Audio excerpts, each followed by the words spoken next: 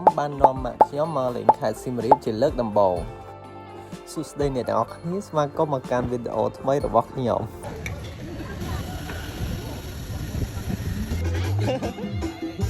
ជាដំបូងយើងត្រូវកក់ឡានពីភ្នំពេញទៅលេងសៀមរាបចំពោះខ្ញុំជាវីរៈបន្តាំងទៅដល់ចំណតសៀមរាបយើងក៏បានយកអាវ៉ាន់ទៅຕົកនៅអូតែលហើយទៅភោជនីយដ្ឋានមួយដែលឈ្មោះថាមីគៀវសៀមរាបរួចហើយក៏បន្តដំណើរទៅកាន់សាចាស់ដើម្បីទិញសម្លៀកបំពាក់បន្ថែមហើយក៏ឲ្យពូកង់3គាត់ជួនទៅលេងនៅអង្គរវត្តតែម្ដងដើម្បីមើលពេលព្រឹកអញ្ចឹងស្រឡះអញ្ចឹងបើអ្នកទាំងអស់គ្នាទៅគ្នាឆ្នាំអីអាចកក់កង់3ពូបែបបានខ្ញុំនឹងដាក់លេខទូរស័ព្ទគាត់នៅខាងក្នុងវីដេអូនេះអញ្ចឹងយើងមកខុសយើងមកមួយនេះម៉ាក់យាយហើយម៉ាក់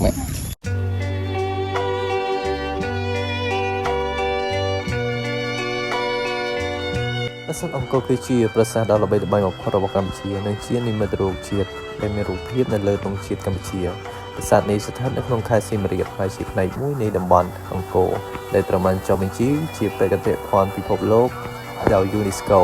ដែលសាងសង់នៅដើមសតវត្សទី12ក្នុងរជ្ជកាលព្រះបាទសូវឺម៉ាន់ទី2ក្នុងគោលបំណងសាងសង់ជាប្រាសាទសាសនាហិណ្ឌូឧទ្ទិសដល់ព្រះវិស្ណុហើយក្លាយទៅជាប្រាសាទព្រះពុទ្ធសាសនាហើយជាប្រាសាទសាសនាធំបំផុតនៅលើពិភពលោកមានបរិវេណប្រមាណ162ហិកតាដោយមានប៉មកណ្ដាល5តំណាងឲ្យភ្នំព្រះសុមេរុនិងមានចម្លាក់ប្រាង្គប្រាសាទអស្ចារ្យជាច្រើនដែលព័ទ្ធជុំវិញអង្គរកន្លះជុំគោតែ it's okay ខ្ញុំធ្លាប់មកហើយ4-5ដងហើយ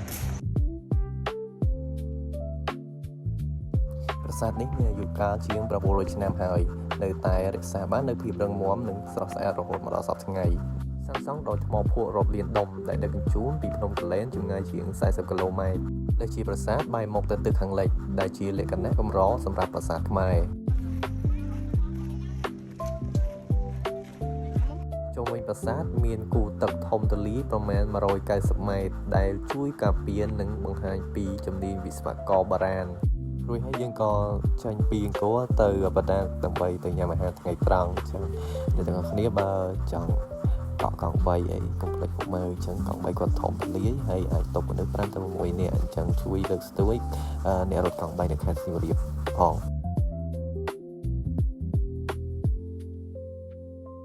ការធ្វើដំណើរតាមផ្លូវក្នុងតំបន់អង្គរមិនត្រឹមតែនាំអ្នកទៅដល់កណ្ដាលទេវាក៏អនុញ្ញាតឲ្យអ្នកស្រូបយកសម្រស់ធម្មជាតិនិងបរិយាកាសស្ងប់ស្ងាត់ផងដែរនេះជាចំណុចពិសេសមួយនៃឧទ្យានជាតិបុរាណយើងបានធ្វើដំណើរមកដល់ភូមិបណ្ដាហើយដើម្បីទទួលទានអាហារថ្ងៃត្រង់ញ៉ាំបានបន្តិចក៏ឃើញនៅតារាល្បី TikTok គឺពូស្កោទាញដែលគាត់ល្បីនៅក្នុងបណ្ដាញសង្គម TikTok ហើយក៏ឆ្លៀតរាំលេងជាមួយនឹងបងប្អូនខ្ញុំផងដែរ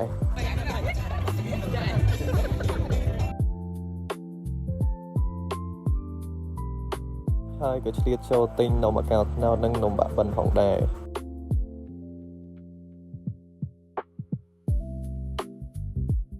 រួចហើយយើងក៏ត្រឡប់មកវិញដើម្បី check in នៅតែលក៏បន្ទប់លើកនេះរៀងធំតិចដោយសារយើងគេងជុំគ្នាជាលក្ខណៈ super family ហើយបន្ទប់គេក៏ធំដែរបន្ទាប់មករៀបចំខ្លួនឡើងអាវអីដើម្បីមកហើយកាហ្វេនៅបរិវេណអង្គរ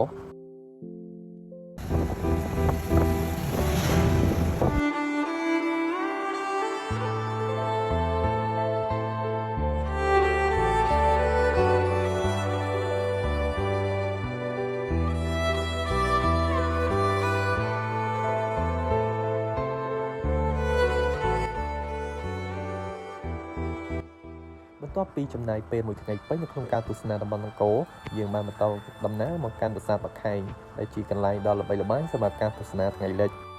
ប្រាសាទបាខែងស្ថិតនៅលើកំពូលភ្នំតូចមួយដូច្នេះយើងត្រូវដើរឡើងជណ្ដើរឬក៏ផ្លូវប្រហែល15ទៅ20នាទី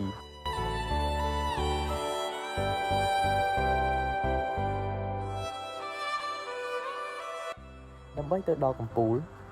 ពេលទៅដល់ខ្យល់បក់ត្រជាក់និងទេសភាពជុំវិញពិតជាស្រស់ស្អាតពីទីនេះយើងអាចមើលឃើញព្រៃឈើដ៏ធំល្វឹងល្វើយនិងសំឡេងសត្វយំផងដែរ ដ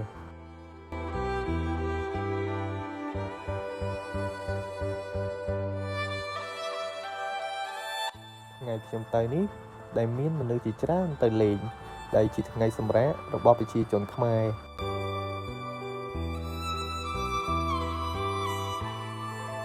ហើយយើងអាចមើលពីលើឃើញនៅប្រាសាទអង្គរវត្តពីចម្ងាយផងដែរនិងពេល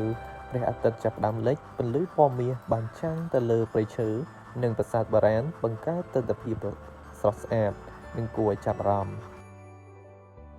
ដែលទាក់ទាញមនុស្សជាច្រើនឲ្យមកទស្សនាការមកមើលថ្ងៃលិចនៅប្រាសាទបាខែងគឺជាបទពិសោធន៍មួយដែលមិនគួររំលងនៅពេលអ្នកមកលេងខេត្តសៀមរាបវាជាពេលវេលាដ៏ល្អសម្រាប់ថតរូបទស្សនាទេសភាពនិងការបញ្ចប់ដំណើរកម្សាន្តនៅក្នុងតំបន់អង្គរថ្ងៃដែលខ្ញុំទៅនេះគឺមានព្រះអាទិត្យលិចដ៏ស្រស់ស្អាតតែម្ដងដែលមិនមានមេឃស្ទំឬមេឃភ្លៀងឡើយបន្ទាប់ពីមើលថ្ងៃលិចនិងថតរូបហើយយើងក៏ចុះពីប្រាសាទវិញ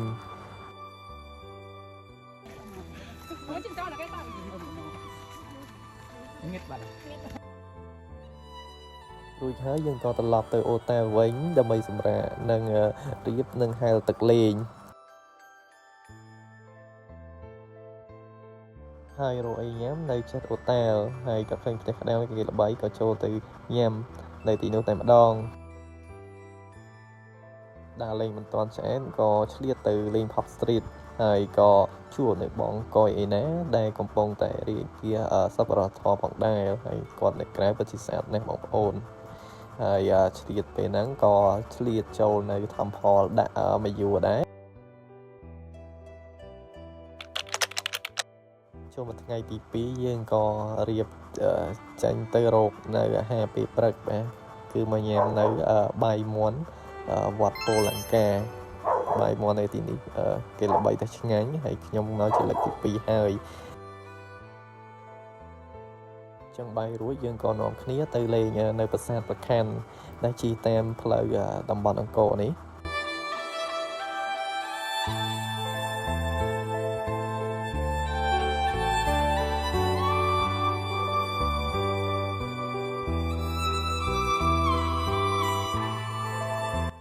ប្រាសាទប្រខាន់គឺជាប្រាសាទដ៏ធំមួយនៅក្នុងតំបន់អង្គរខេត្តសៀមរាបប្រាសាទនេះត្រូវបានសាងសង់នៅឆ្នាំ1191នៃគ្រិស្តសករាជដោយព្រះបាទជ័យវរ្ម័នទី7ដើម្បីរំលឹកដល់ព្រះបិតារបស់ព្រះអង្គ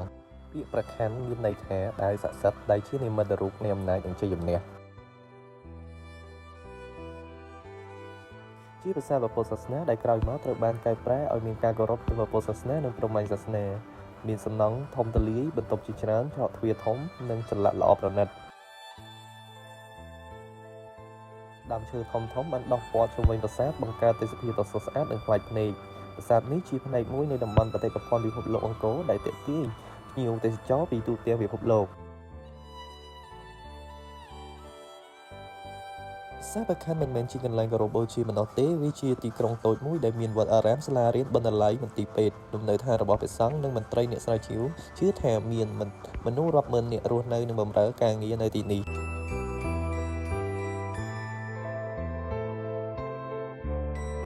ទាក់ទងស្ថាបត្យកម្មប្រាសាទនេះមានកំពែងជាច្រើនជាន់ព័ទ្ធជុំវិញមានច្រកចូលធំចំនួន4ទិសផ្លូវចូលមានរូបចម្លាក់យក្សនិងទេវតាកានិចន្លាក់លើជញ្ជាំងបង្ហាញអំពីទេវកថាជីវិតរស់នៅនិងសង្គ្រាមនាសម័យអង្គរ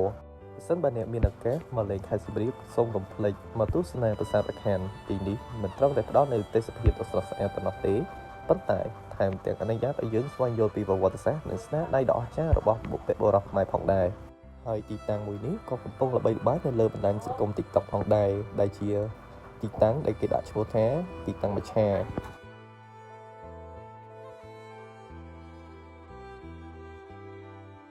អ្វីដែលធ្វើឲ្យប្រាសាទប្រខាន់មានភាពពិសេសគឺដើមឈើយក្សដែលដុះរុំព័ទ្ធលើជញ្ជាំងប្រាសាទនិងថ្មបុរាណបង្កើតទេសភាពដ៏អស្ចារ្យនិងមានអារម្មណ៍ដូចជាកំពុងធ្វើដំណើរត្រឡប់ទៅអតីតកាលមានដើមឈើដែលគេកាត់ងាប់ហើយ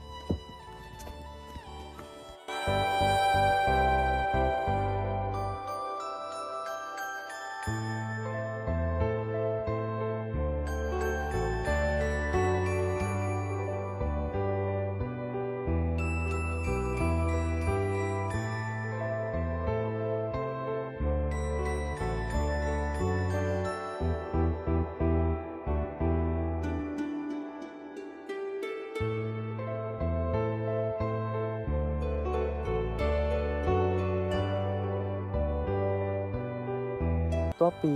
ដើរទស្សនាប្រាសាទព្រះខ័នហើយយើងក៏ត្រឡប់មកហូតែលវិញដើម្បីជិះអាវរួចហើយក៏ធ្វើដំណើរទៅញ៉ាំអាហារថ្ងៃត្រង់នៅម្ដុំសាសចាស់ខ្ញុំបានកក់ឡានទៅភ្នំពេញវិញនៅម៉ោង3អញ្ចឹងសល់ពេលរៀងច្រើនដែរយើងក៏ឆ្លៀតមកកាហ្វេកាមឺនៅជិតក្រុងនេះដែរហើយនេះស្ថានភាពខ្ញុំបន្ទាប់ពីទៅភ្នំពេញវិញហើយក៏ឆ្លៀតចូលនៅអង្គុយលេងនៅមាត់ស្ទឹងសៀមរាបថាមានបរិយាកាសបែបណាដែរព្រោះធ្លាប់តែជិះកាត់តែមិនបានចូលទៅអង្គុយលេងនៅទីនោះទេតបមកក៏ជិតដល់ម៉ោងឡើងឡានយើងក៏រៀបចំទៅកន្លែងចំណតឡានហើយជិះឡានត្រឡប់ទៅភ្នំពេញវិញចឹងដំណើរកម្សាន្តនេះមានតែត្រឹមនេះទេអរគុណសម្រាប់ការទស្សនា